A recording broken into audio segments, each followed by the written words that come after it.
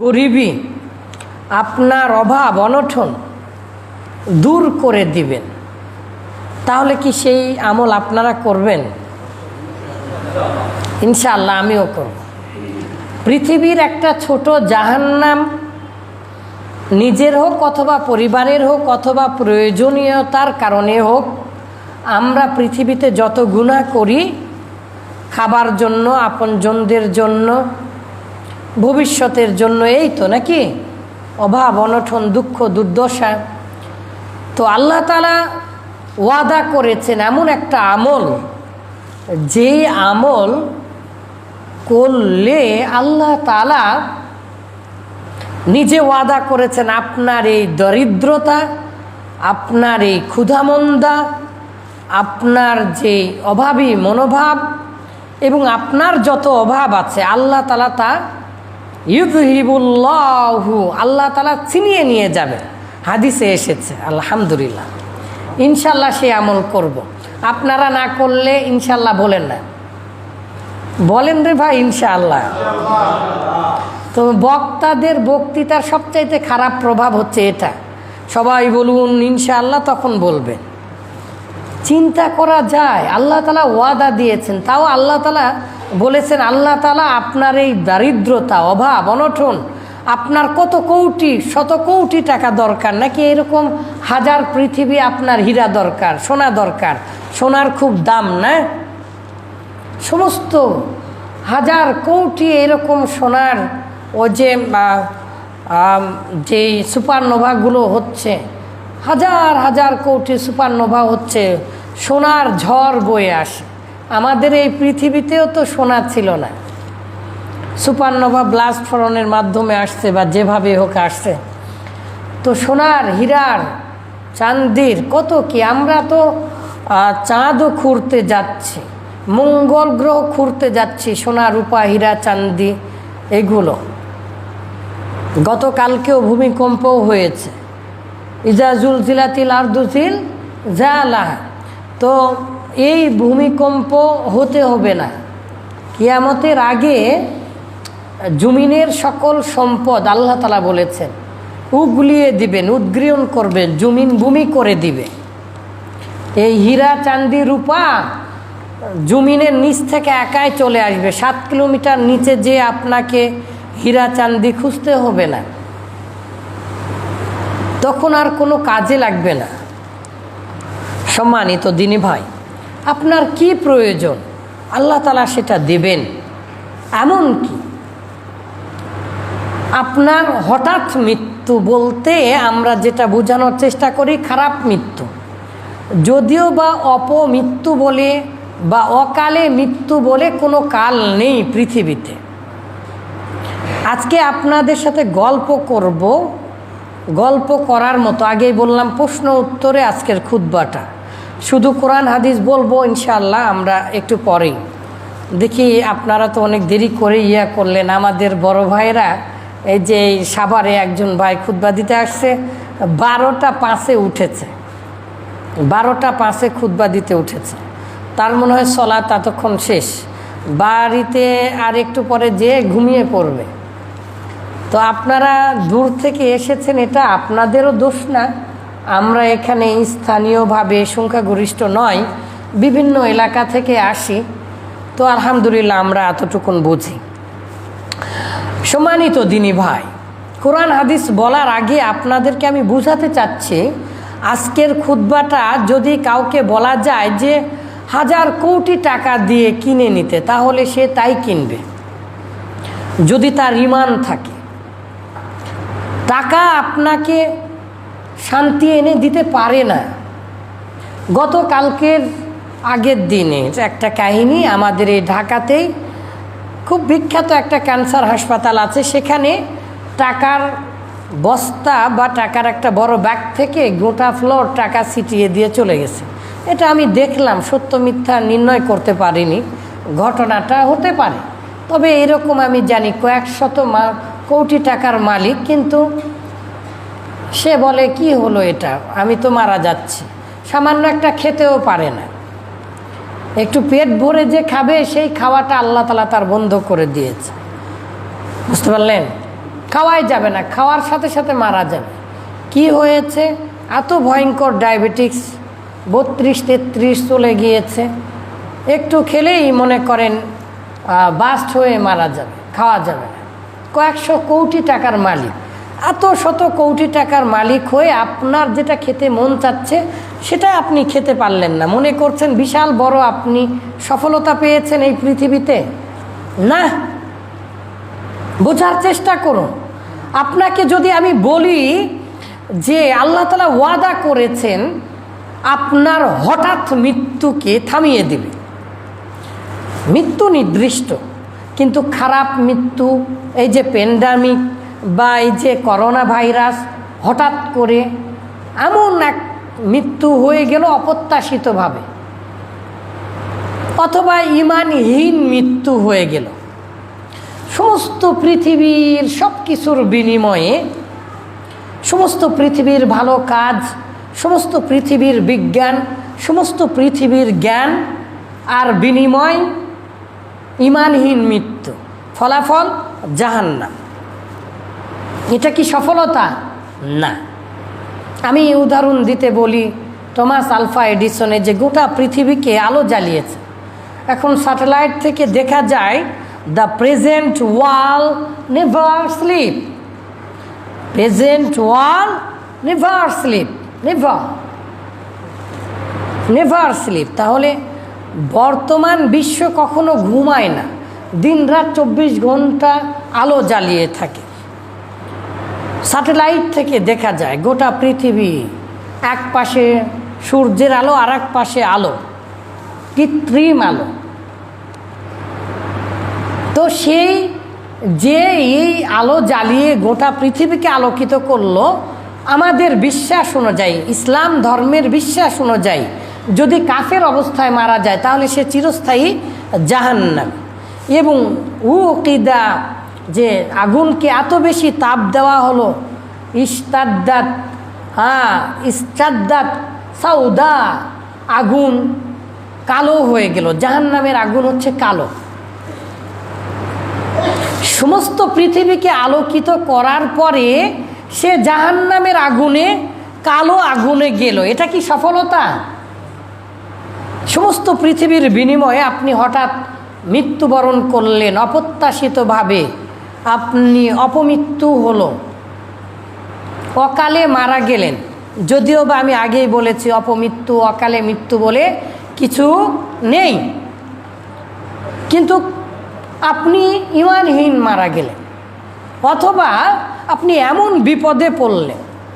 তো আল্লাহ তাআলা ওয়াদা দিয়েছেন, আল্লাহ তাআলা ওয়াদা করেছেন নবীর মাধ্যমে যে তাদফাউ মিতাতুসু, হঠাৎ মৃত্যুকে আটকিয়ে দিবে।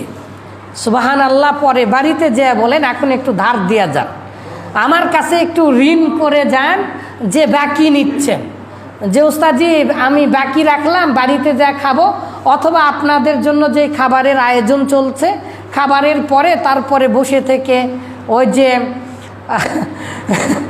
বসে থেকে পার্টি আবার করে না, তখন সুবহানাল্লাহ বলেন।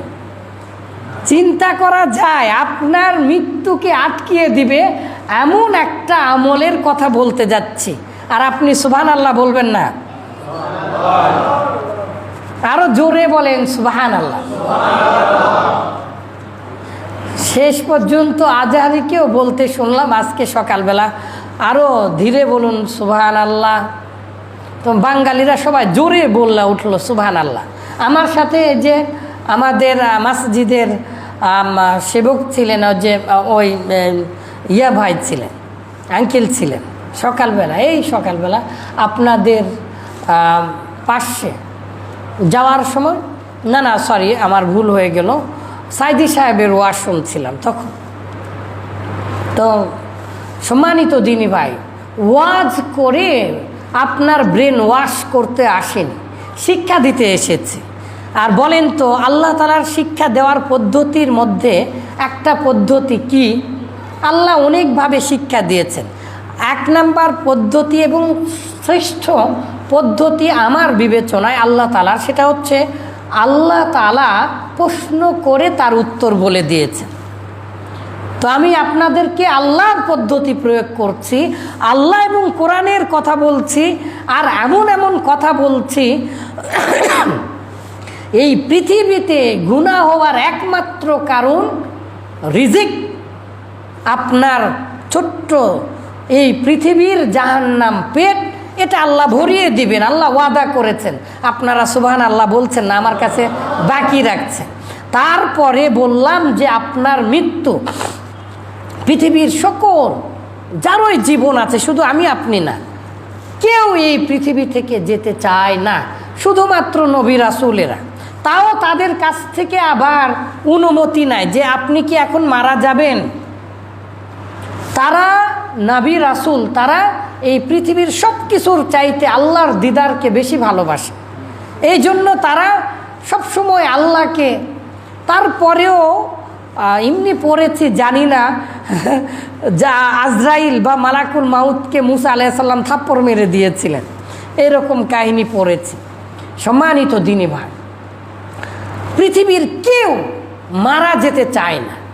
আপনাদের মধ্যে কে কে জান্নাতে যেতে চান না বলেন তো দেখি? আমি চাই জান্নাতে। আচ্ছা হাত উঠান দেখি একটু এক্সারসাইজ করে।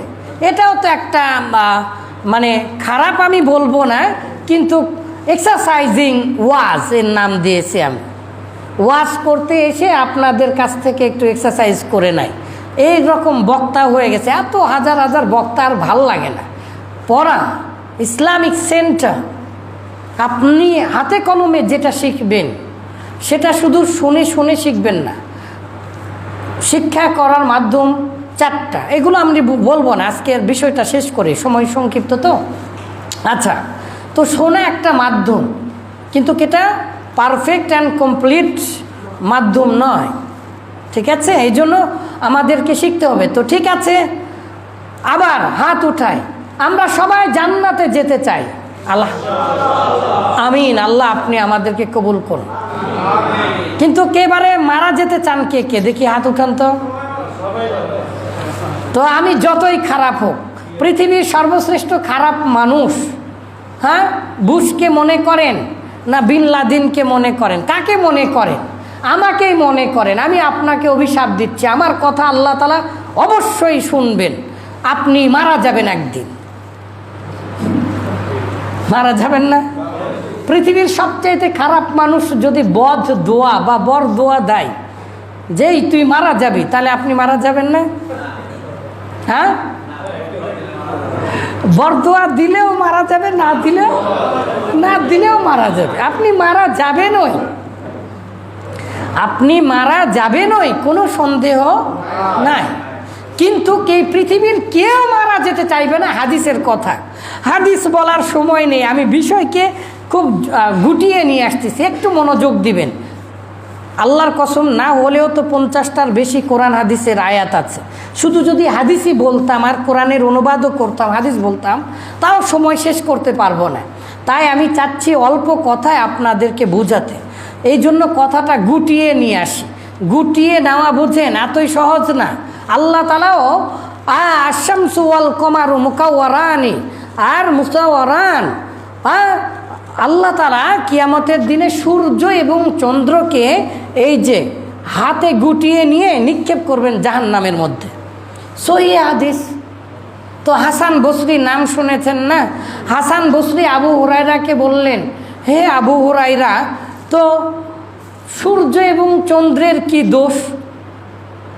তখন আবু হুরায়রা রাদিয়াল্লাহু তাআলা আনহু খেপে গেলেন এবং বললেন, আনা উহাদ্দিসুকা মিন রাসূলুল্লাহ সাল্লাল্লাহু আলাইহি ওয়াসাল্লাম, আমি রাসূলের কথা বর্ণনা করছি রাসূলের কাছ থেকে, আর তুমি প্রশ্ন করছো? রাসূলের কথা কোনোদিন মিথ্যা হতে পারে না। আমাদের এই সামান্য জ্ঞান দিয়ে আমরা সেটাকে বুঝতে পারি অথবা নাও পারি। তো হাদিস বিশারদ গণেরা বলেছেন অনেকে চন্দ্রকে সূর্যকে পূজা করে। তো এটাই যে কারণ হতে হবে তার কি কোনো মানে আছে? তো পৃথিবীতে এতই যদি কারণ থাকে, সব কিছুর কারণ বের করে আজকালকার আধুনিক যুগের বৈজ্ঞানিক টৈজ্ঞানিক বক্তা, এদের নাম রেখেছি আমি। এতই বেশি বিজ্ঞান জানে, খালি বিজ্ঞানের দিকে ঠেলা নিয়ে যায়। আরে বাবা, কোরআন হাদিস বিজ্ঞানের বিরোধী না, তারপরেও বিজ্ঞানের সাথে নিয়ে যাওয়াও খারাপ বলছি না, কিন্তু গুতা গুতা বিজ্ঞানের দিকে নিয়ে যেতে হবে তার কি কোনো মানে আছে? হ্যাঁ, সব জিনিসের আছে পৃথিবীতে যুক্তি, পৃথিবীতে সকল কিছু যুক্তি দিয়ে, পৃথিবীর এমন কোনো একটা বিষয় আছে এই পৃথিবীর, I can throw my challenge away all over the world, গোটা পৃথিবীকে চ্যালেঞ্জ দিতে পারি, এমন একটা সাবজেক্ট আছে যেখানে দ্বিমত নেই, যেখানে তার বিকল্প কোনো কিছু নেই। নেই সূরা ফাতিহা বিসমিল্লাহ, বিসমিল্লাহর কয়টা অক্ষর, কয়টা মান, গন্ডগোল আছে। সম্মানিত দিনী ভাই, এমন একটা বিষয় নাই। সবাই মারা যাবে, কিন্তু কেউ মারা যাবে, সবাই জান্নাতে যেতে চায়। আচ্ছা বলেন তো, বেঁচে থেকে জান্নাতে যাওয়া যাবে? তাহলে মারা যাওয়ার পরে গিয়ে তো জান্নাতে, কিন্তু কে হাদিসে এসেছে পৃথিবীর কেউ কি যাবে না, মারা যেতে চাইবে না, কেউ না, কেউ না। এই জন্য চোখ বড় বড় হয়, কেউ মারা যেতে চায় না এই পৃথিবী থেকে। সম্মানিত মুমিন ব্যক্তিরা ব্যতীত, ইমানদারেরা ব্যতীত। সম্মানিত দিনী ভাই, যত কথাই বলি না কেন আমার মূল পয়েন্টে থাকতে হবে। তাহলে 1 নাম্বার, পৃথিবীর ক্ষুদ্র জাহান্নাম, পেট, এটা আল্লাহ তাআলা ভরিয়ে দিবেন। 2 নাম্বার হচ্ছে এই পৃথিবীর সকল প্রকার আপনার যে দুঃখ, দুর্দশা, বিপদ আপদ, এটা আল্লাহ তাআলা মিটিয়ে দিবেন। আল্লাহ তাআলা নিজে ওয়াদা করেছেন। আর যুক্তিতে না, আপনার ইমান বাড়িয়ে দিবে। বিজ্ঞান পেলে গিয়া ইমান নিয়ে আসবেন।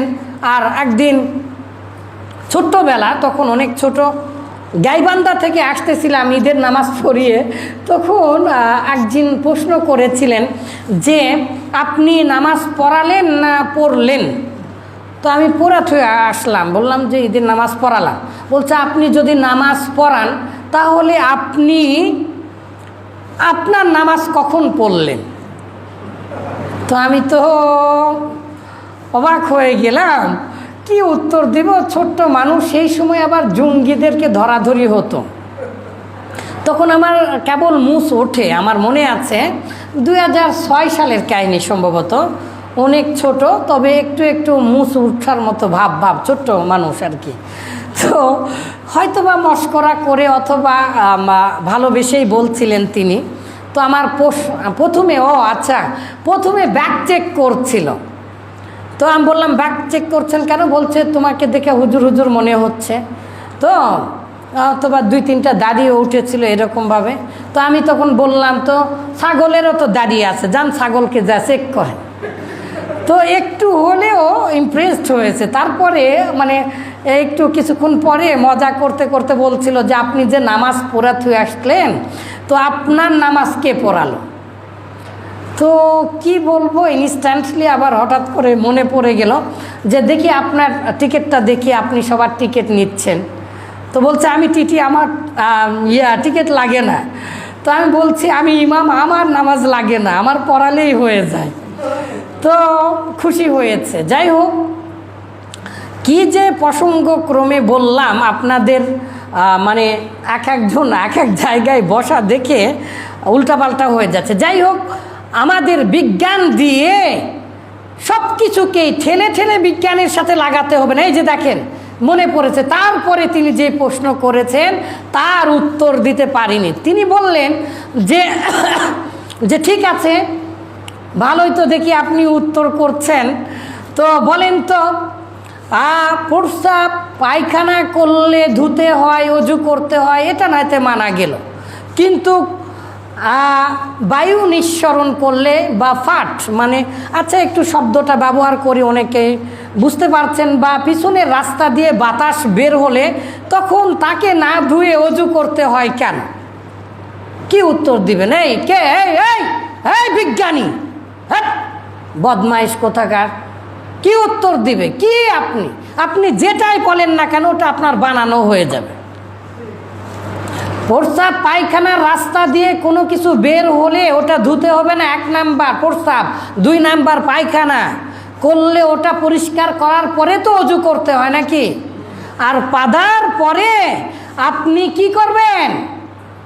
আপনি তো আর ওটাকে ধোন না, না ধুয়ে অজু করেন। এই প্রশ্নের উত্তর আমি দিতে পারিনি। তো আপনার বিবেক দিয়ে কাজ নয়, আল্লাহ তাআলা আপনার ঈমান মজবুত করে দিবে মৃত্যু পর্যন্ত যদি আপনি এই কাজ করেন। তাহলে সেই কাজ কি জানতে চান? যেই কাজ এই পৃথিবীর ছোট্ট জাহান্নাম পেটকে ভরিয়ে দিবেন, আল্লাহ ওয়াদা করেছেন। যেই কাজ করলে আল্লাহ তাআলা আপনার এই পৃথিবীর সকল অভাব অনটন বিপদ আপদ সব কিছু দূর করে দিবেন, সেই কাজ কি জানতে চান? যেই কাজ করলে আল্লাহ তাআলা আপনার বিবেক চিন্তা শক্তি বাড়িয়ে দিবেন এবং ঈমান মজবুত করে দিবেন, সেই কাজ জানতে চান? শুধু কি তাই, আপনি জাহান্নাম থেকে বাঁচতে পারবেন। সুবহানাল্লাহ। রাসূলুল্লাহ সাল্লাল্লাহু আলাইহি সাল্লাম বলেছেন। এই কথাটাকে আরবিতে করব পরে যদি সময় পাই, সময় পাচ্ছি না, এই জন্য এখনই বলে নিচ্ছি, আর অ্যান্সার দিব সবার শেষে।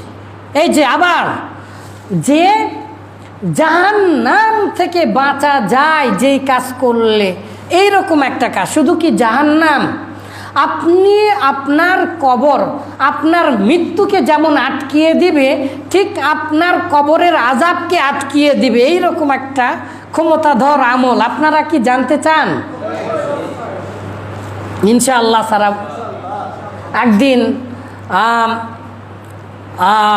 সুলাইমান আলাইহিস সালাম তিনি খুব আনন্দের সাথে গিয়ে, তার মতো বড় রাজত্ব আর এই পৃথিবীর কাউকে দেওয়া হয়নি, 1000 কোটি পারমাণবিক বোমা দিলেও হবে না। হ্যাঁ, তার জিনদের যে রাজত্ব আর বাদশা, ইয়া সুবহানাল্লাহ, এগুলো বলার সময় নেই। তারপরেও তার বড় বাসনা যে আমার 100টা সন্তান হবে, 100টা সন্তানকে নিয়ে আমি যুদ্ধের মাঠে যাব, আল্লাহর জন্য যুদ্ধ করব। নিয়তটা সহি না? নিয়তটা কি খারাপ? ভালো নিয়ত না? তাও আবার কে? পৃথিবীর সর্বশ্রেষ্ঠ ক্ষমতাধর বাদশাহ সুলাইমান আলাইহিস সালাম এই নিয়ত করে তিনি বললেন, আজকে আমি সকল স্ত্রীর কাছে যাব। সহিহ বুখারীর কাহিনী, গোটাটা বলার সময় নেই। তো জিবরাইল আলাইহিস সালাম বললেন, ইয়া মুহাম্মদ, ইয়া সুলাইমান আলাইহিস সালাম গুল ইনশাআল্লাহ। তো হে সুলাইমান বলেন বলেন, ইনশাআল্লাহ বলেন। তো ভুলে গিয়েছে, আল্লাহ তাআলা ভুলিয়ে দিয়েছেন। একটা সন্তান হয়েছে, তাও আবার নিঃস্ব বলা হয়েছে, মানে বিকলাঙ্গ বা উঠতেই পারে না, হাত পা না, এরকম। সুলাইমান আলাইহিস সালামের কাহিনী বললাম, আর আপনারা নিয়ত করতেছেন হ্যাঁ যাব, কিন্তু ইনশাআল্লাহ বলছেন না। বলেন ইনশাআল্লাহ আমল করব।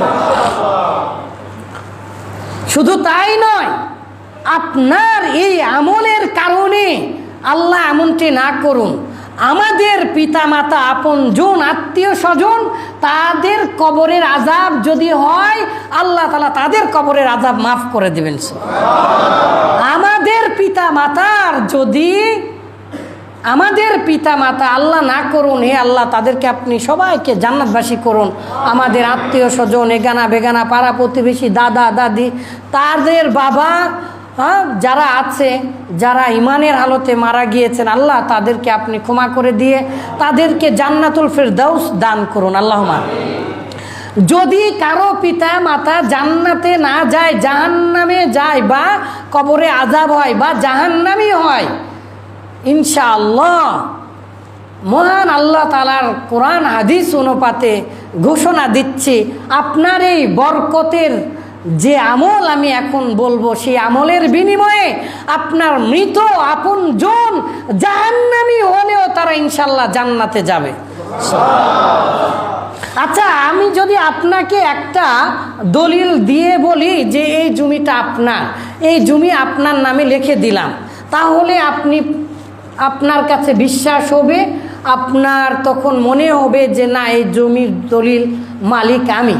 আমারই কিছু জমি আছে, এই 33-34 বছর বয়সে আমি এখনও 2 চোখে দেখলাম না, আমার পাও পড়েনি, কিন্তু আজকেও যাব ওই জমির পাশ দিয়ে। তারপরে আমি দেখিনি আমার জমি ওই পাশে, আমি দেখিনি এখনও, আমার পাও পড়েনি। তারপরে আমার জমি, আমার নামে টাকা আসে, সব কিছু আছে। কারণ কি? দলিল আছে আমার নামে, দলিল থাকার কারণে আমি পাচ্ছি। তাই আমি আপনাদেরকে এমন একটা আমল, পৃথিবীতে একটাই আমল যার বিষয়ে সরাসরি দলিল শব্দটা আল্লাহ রাসূল সাল্লাল্লাহু আলাইহি সাল্লাম উল্লেখ করেছেন। আপনাকে যদি ওই আমল করতে বলি, যে আমলের কারণে আপনি জান্নাতের দলিল পাবেন, আপনি কি করবেন? তাহলে 5টা মিনিট মনোযোগ দিয়ে শোনেন। মহান আল্লাহ তাআলা ওয়াদা করেছেন, আল্লাহ তাআলা বলেন, ওয়ামান ফাকতুম মিন শাইইন, আমি তোমাদেরকে যা দিয়েছি এখান থেকে তোমরা খরচ করো, আল্লাহর পথে দান করো। ফাহুয়া ইখলিফুহু, খলাফা ইখলিফু মানে হচ্ছে, আখলাফা ইখলিফু মানে হচ্ছে পিছন পিছনে খরচ করা। মানে আপনিও করবেন, আল্লাহও করবে, আপনিও করবেন, আল্লাহও করবে। সুবহানাল্লাহ। বাড়িতে যা বলবেন ইনশাআল্লাহ, বাকি রাখেন আমার কাছে। বাঙালি বাকি খেতে খুব পছন্দ করে।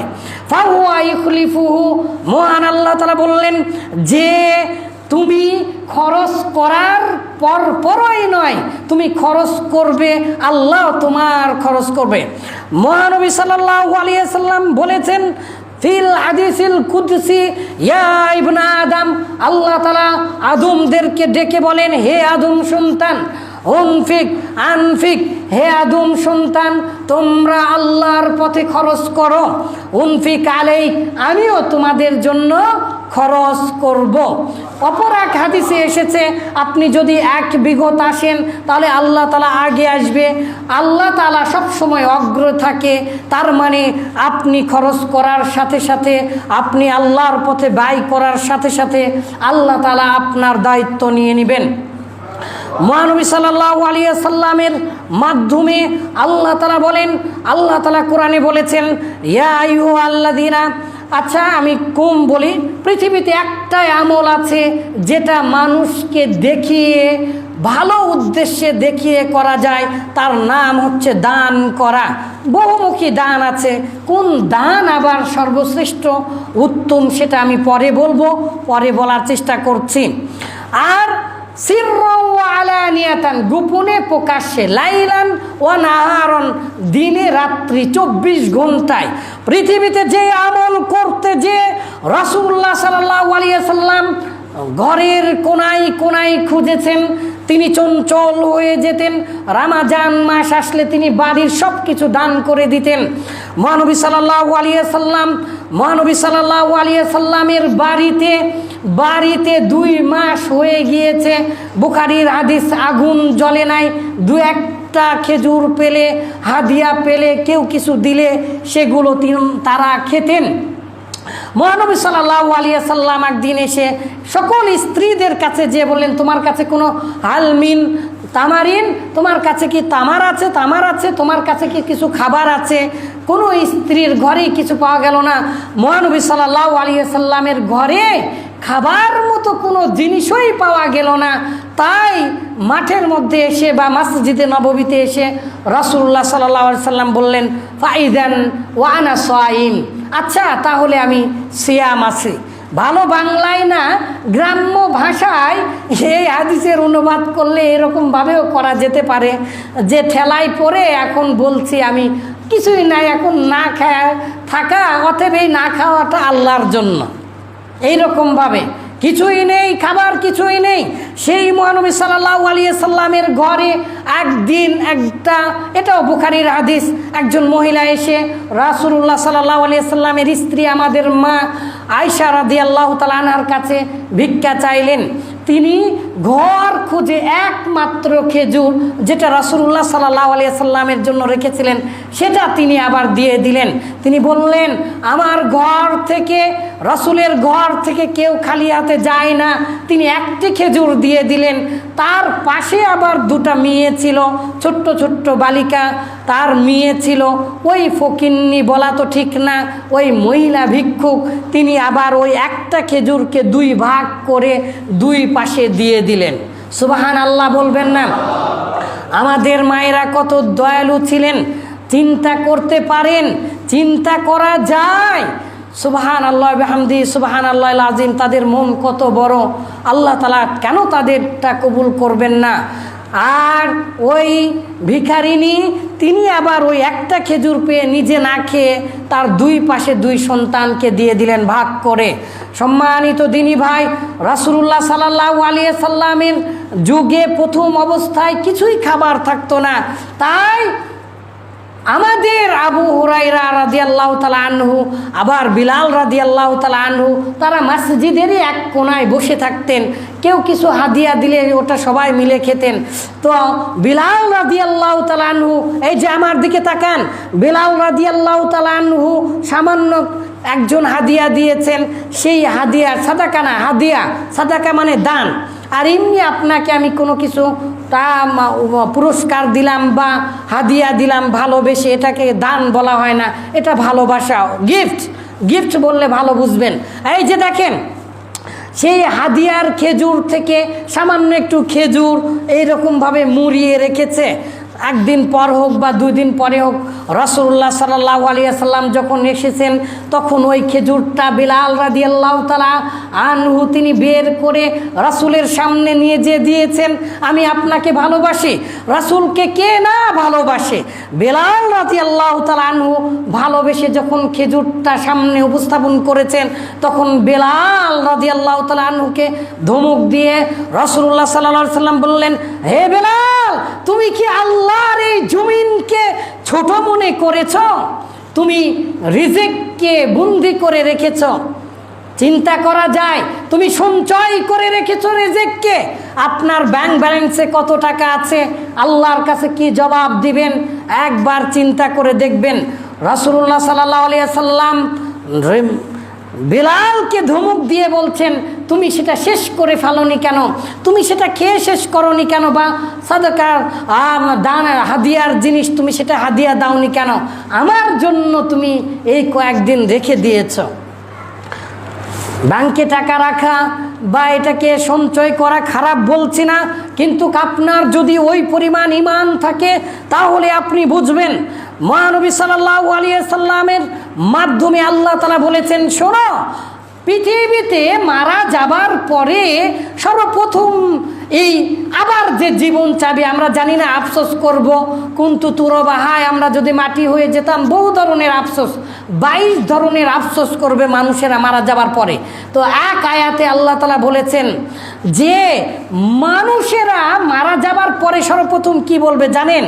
বলবে, মহান আল্লাহ তাআলা বলবেন, লাউলা আখরতানি, আল্লাহ তাআলার কাছে যে বলবেন মানুষ, লাউলা আখরতানি ইলা আজালিন করিব, সামান্য কিছুক্ষণের জন্য যদি আল্লাহ আপনি আবার পৃথিবীতে পাঠান, ফাসাদ্দাক ওয়া আকুম মিনাস সালিহিন, তাহলে অবশ্যই আমি দান করব আর ভালো মানুষ হয়ে যাব। আল্লাহ তাআলার কথা, মারা যাওয়ার পরে সর্বপ্রথম মানুষ এসে ভালো কাজ, তাহলে দান করাটা কত বড় ভালো কাজ। তিনি বলবেন, যে মানুষ বলবে যে আমি পৃথিবীতে অল্প কিছুক্ষণের জন্য আমাকে পৃথিবীতে পাঠিয়ে দিন আল্লাহ, আমি যেই ভালো কাজ করব। তাই রাসূলুল্লাহ সাল্লাল্লাহু আলাইহি সাল্লাম বলেছেন, আস-সাদাকাতু বুরহান, দান করাটা হচ্ছে দলিল। ওই যে বললাম জান্নাতের দলিল পাওয়া যাবে, আপনার দলিল হবে, তার নাম কি? দান করাটা। তার নাম কি? দান করাটা। দান করলে আপনি জান্নাতের দলিল পাবেন। আমাদের উস্তাদজি আব্দুর রাজ্জাক বিন ইউসুফ উস্তাদজি বলেছেন যে পৃথিবীতে এত বেশি পাওয়ারফুল ইবাদত আর আমি জানি না। তিনি এই কথা বলেছিলেন দানের একটা খুতবায়, আমি শুনেছিলাম। সম্মানিত দিনী ভাই, দান এমন এক পাওয়ারফুল ইবাদত। আন নবী হুরায়রা রাদিয়াল্লাহু তাআলা আনহু قال আনিন নবী সাল্লাল্লাহু আলাইহি সাল্লাম, আনফিক ইয়া ইবনে আদম আনফিক আলাইক, হে আদম সন্তান, তোমরা যদি খরচ করো আল্লাহর পথে, আমি আল্লাহ ওয়াদা দিচ্ছি আমি তোমাদের জন্য খরচ করব, আমি তোমাদের দেখাশোনা করব। আন নবী হুরায়রা আন আদি ইবনে হাতিম, আচ্ছা আমি রিওয়ায়াতগুলো বাদ দিচ্ছি, শুধু হাদিসটুকু বলি, সময় নেই, 2 মিনিট 5 মিনিট। ইয়া আল্লাহ, আগে মজা দিতে যে মানে হাতের মধ্যে গুটি আনতে যে আব্দুল্লাহ ইবনে কাজিম কানা ছিলেন, আল্লাহ আমাকে ক্ষমা করো, কেউ চিনে না তাই হিসাবে বললাম। তিনি গত সপ্তাহে আমানুল্লাহ বিন ইসমাইলের সাথে হাফিজাউল্লাহ আমাদের উস্তাদ হয়, তার সাথে বক্তৃতা দিতে তিনি গল্প করলেন। তো আব্দুল্লাহ ইবনে কাজিমের সাথে একদিন ওই বক্তৃতা দিচ্ছিলাম, তো বলছে বক্তৃতা কি পানির মতো গল গল করে ঢেলে দেওয়ার জিনিস যে খালি দিলাম গল গল করে আর ঢক ঢক করে তুমি খেয়ে ফেলে দিলে? এটা একটা লাইন, এটা একটা ইঞ্জিন, উঠতে সময় লাগে। এই যে দেখুন মহানবী সাল্লাল্লাহু আলাইহি ওয়াসাল্লাম বলেছেন, ইত্তাকুন নার, তোমরা জাহান্নাম থেকে বেঁচে থাকো, ওয়ালাউ বিশিক্কি তামরাতিন, যদিও খেজুরের একটা দানা দিয়ে হলেও, খেজুরের একটা দানা দিয়ে হলেও আপনারা জাহান্নাম থেকে বেঁচে থাকবেন। আহা, একটা খেজুরের দানা মানুষের কাছে থাকতো না, তাই সাহাবীরা বললেন ফামাল্লাম ইয়াজিদ, হে আল্লাহ রাসূল, যদি খেজুরের দানাও না থাকে, আল্লাহ রাসূল নিজেও বললেন আচ্ছা তোমাদের কাছে যদি খেজুরের দানাও না থাকে, ফাবি কালিমাতিন তাইয়িবাতিন, তাহলে তুমি একটা ভালো কথা বলো। ভালো কথা বলা, মানুষের সাথে ভালো আচরণ করা, এটাও আপনার জন্য একটা দান। ওয়াজিদু ফি উমরিহি, দান করলে আল্লাহ তাআলা হায়াত বাড়িয়ে দেন। সুবহানাল্লাহ, দান করলে হায়াত বাড়িয়ে দেন আল্লাহ তাআলা, সহিহ হাদিসে এসেছে।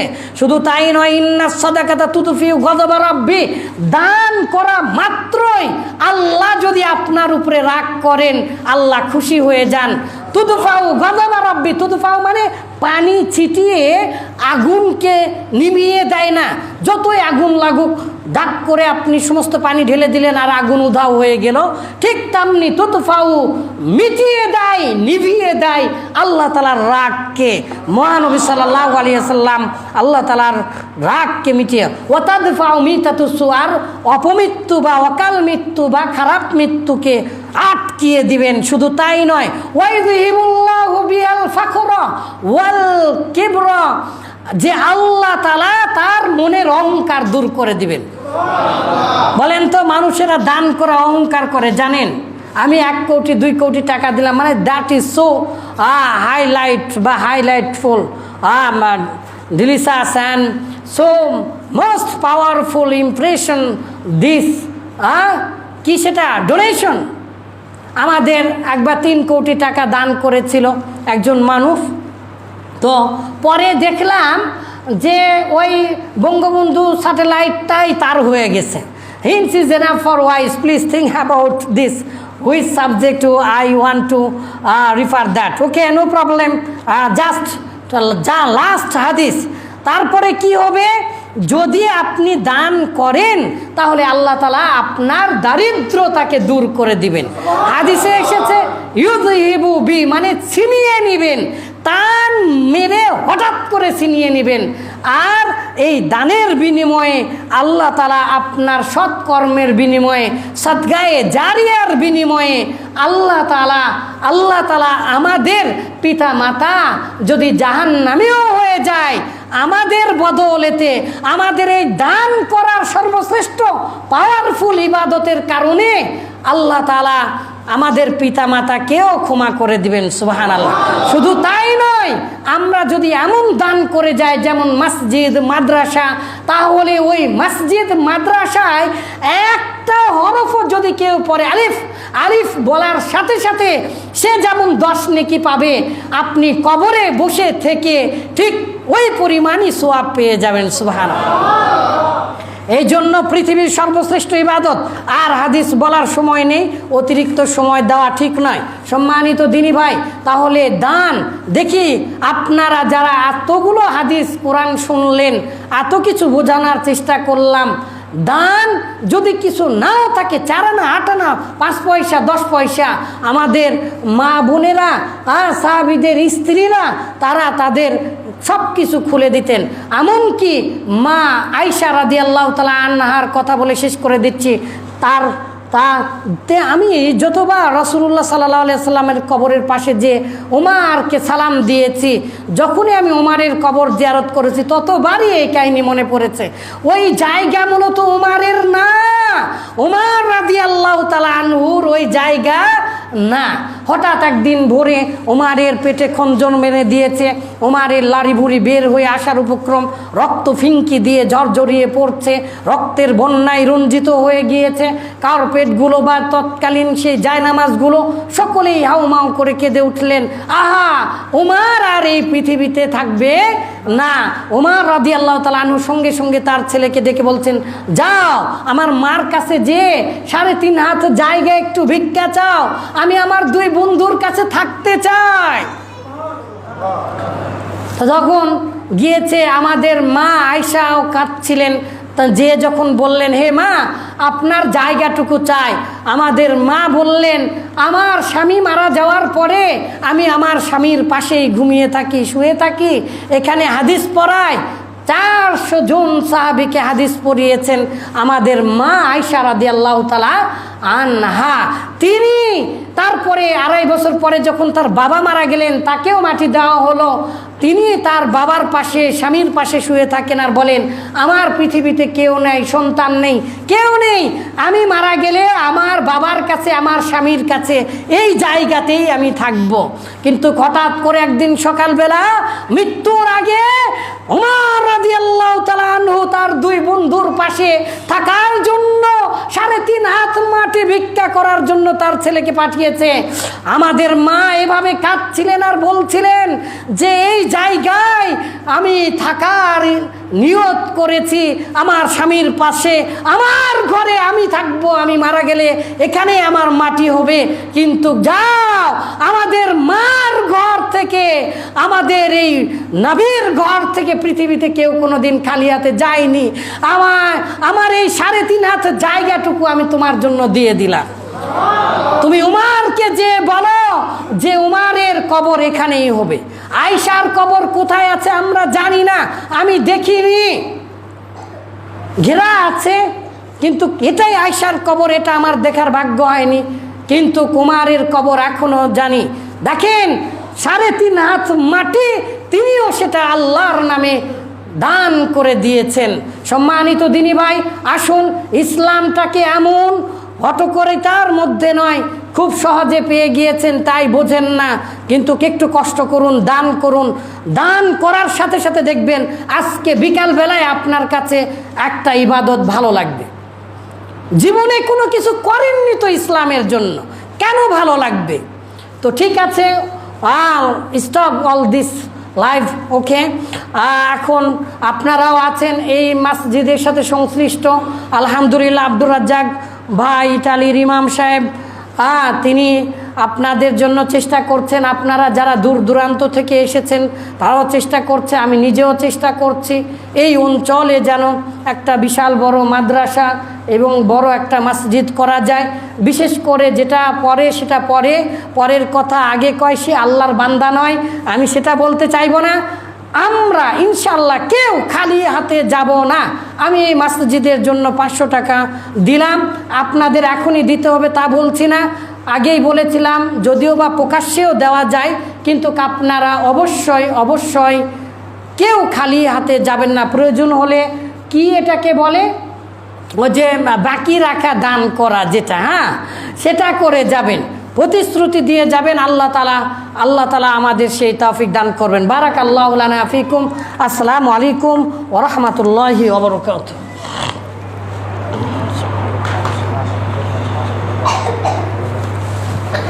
আলহামদুলিল্লাহ ওয়াহদা ওয়াসসালাতু ওয়াসসালামু আলা মান লা নাবিয়্যা বা'দা।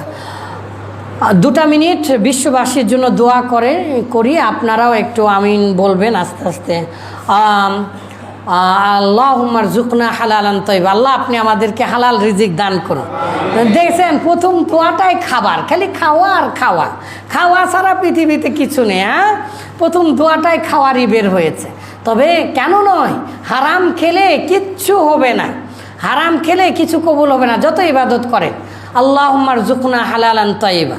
আমি বললে দোষ, আপনি যে সেজদা থেকে উঠবেন না তখন যে দোয়াটা পড়বেন সেখানেও রিজিকের কথা আছে, বুঝতে পারলেন? সালাতের মধ্যে কিসের কথা আছে? আল্লাহ আমাকে খাবার দাও, এই কথা আছে। তো আল্লাহুম্মা রযুকনা হালালান তাইয়্যিবা, আল্লাহ আপনি আমাদেরকে হালাল রিজিক দান করুন। আল্লাহুম্মা আনসুর ইখওয়ানানাল মুস্তাদাফিন। আল্লাহ অসহায় যারা মুমিন মুসলমান আছে ফিলিস্তিন, ইরাক, ইরান, আফগানিস্তান, বুরমা, বাংলাদেশ, কুল্লু মাকান মিনাল বুলদান, পৃথিবীর সকল দেশের মুসলিমদেরকে আপনি সাহায্য করুন। আল্লাহুম্মা শফি মাওদাল মুসলিমিন। আল্লাহ আমাদের মধ্যে যারা অসুস্থ আছে তাদেরকে সুস্থতা দান করুন। আল্লাহ রব্বির হামুমা কামা রব্বায়ানি সগীর। আমাদের যারা আত্মীয় স্বজন মারা গিয়েছে আল্লাহ আপনি তাদের কবরের আযাব মাফ করে দিয়ে তাদেরকে তাদের কবরকে আপনি জান্নাতের টুকরা বানিয়ে দিন। আল্লাহ আল্লাহ আমরা যারা আছি আমাদের সকল সৎ কর্মগুলোকে, আজকের দানগুলোকে কবুল করো। তো আপনি আমাদের জন্য জান্নাতুল ফিরদাউস ওয়াজিব করে দিন। আল্লাহ আর মৃত্যুর সময় যেন লা ইলাহা ইল্লাল্লাহ বলতে বলতে ঈমানের হালতে মারা যেতে পারি। আল্লাহ আপনি আমাদের প্রার্থনা কবুল করুন। সুবহানা রাব্বিকা রাব্বিল ইজ্জাতি আম্মা ইয়াসিফুন ওয়া সালামুন আলাল মুরসালিন আলহামদুলিল্লাহি রাব্বিল আলামিন। ফাযকুরুনি আযকুরকুম ওয়াশকুরু লি ওয়া লা তাকফুরুন। আকুলু কওলি হাযা আস্তাগফিরুল্লাহ লি ওয়া লিসাইরিল মুসলিমিন।